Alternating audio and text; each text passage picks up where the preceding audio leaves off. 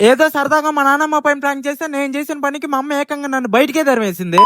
అసలు మ్యాటర్ అంటే ఇంట్లో నా పాటికి నేను ఏదో కార్తీక దీపం సీరియల్ చూసుకుంటా ఉంటే మా నాన్నమ్మ వచ్చి మాజా తీసుకురమ్మని చెప్పింది. ఇక చూడు మనకున్న సగం బొర్రతో మాజా ఏం సరిపోద్ది, Pulpy is the secret of our energy అని చెప్పి పల్పి ఆరెంజ్ తీసుకురావడానికి అయితే స్టార్ట్ అయిపోయాను. అలా షాప్ కి వెళ్లే దారిలో మిగతా సగం బొర్రతో పల్పి ఆరెంజ్ అవడం ఏంది, మనమే తయారు చేస్తే పోలా అని చెప్పి ఆలోచన అయితే వచ్చింది. దేనికైనా ఆ బాటిల్ ఉండాలి కదా అని చెప్పేసి పల్పి ఆరెంజ్ బాటిల్ తీసుకుని ఇంటికి అయితే వచ్చేసాను. అలా ఇంటికి వెళ్లే దారిలో మా బుడ్డిగాడు షికారుగా బయట తిరుగుతుండేసరికి ఇంటికి వెళ్లాల్సిన టైం వచ్చేసిందిరా బుడ్డోడా అని చెప్పేసి ఇంటికి అయితే తీసుకెళ్లిపోయాను. ఆహా, మొత్తానికి మనం వంట లెక్క కిచెన్ లోకి కూడా వచ్చేసాము. మన స్టైల్లో పల్పి ఆరెంజ్ తయారు చేయడానికి ఇంగ్రీడియంట్స్ కూడా రెడీ అయిపోయాయి. అవును, ఈ వీడియో చూస్తున్న వాళ్ళు ఇంతకీ ఎక్కడి నుంచి చూస్తున్నారు కింద కమెంట్ చేసేయచ్చు కదా. అలా పల్పి ఆరెంజ్ బాటిల్ లో ఉన్న జ్యూస్ అంతా పక్కన పోసేసి ఇందుకులే అంత మాట మనమే తాగేసాం అనుకో, అది వేరే విషయం. అలా వాటర్ నింపేసి కొంచెం పసుపు అలానే డౌట్ రాకుండా కొంచెం లెమన్ కూడా పిండేసాము. మొత్తానికి రెడీ అయిపోయేసరికి ఇంకా మా నాన్నమ్మ దగ్గరికి వెళ్ళి ఆ జ్యూస్ కూడా ఇచ్చేసాను.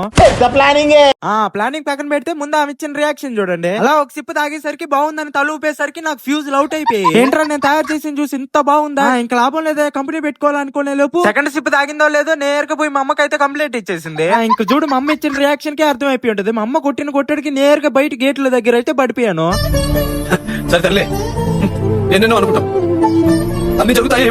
మొత్తానికి డే అయితే కంప్లీట్ అయిపోయింది. ఈ వీడియో మీకు నచ్చినట్లయితే లైక్ కొట్టేసి ఇన్స్టాలో ఫాలో అయిపోండి, యూట్యూబ్ లో సబ్స్క్రైబ్ చేసుకోండి. ఉంటా మరి.